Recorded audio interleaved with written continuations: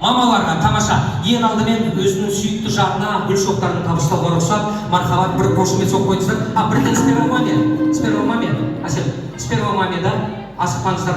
Так? У него что-то для тебя есть, Асем. Отлично, да. Асема, кстати, Келін, правильно. Ну что ж, Ерман, нужно отдавать приданное, да. Да. Специально сыйлаған тамаша. Мархабат. Так? Күйеу қалта, тамаша. Және де? Передашь кому? Лауре передашь. Отлично, да. Мархабат, бір қошемет соғып қойыңыздар, тамаша. Да. Это получается совсем теперь он твой мужской бажа, да? Женский бажа құтты болсын. Пысықайдың көрдің ба?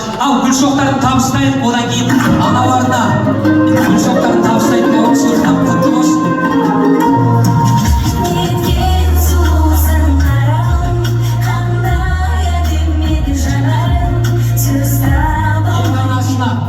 Тұрдан анасына гүл шоқтарын табыстайын.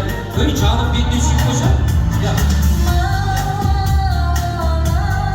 Және де өзінің туған анасына гүл шоқтарын табыстайын.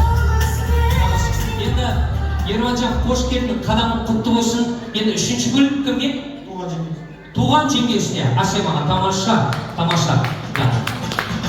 Құтты болсын, қадамың құтты болсын. Енді Ерманжан, мына жерде көптеген жандар біреу білет, біреу білмес. Жалпы ең алдымен танысып алайық. Есімің Ерман.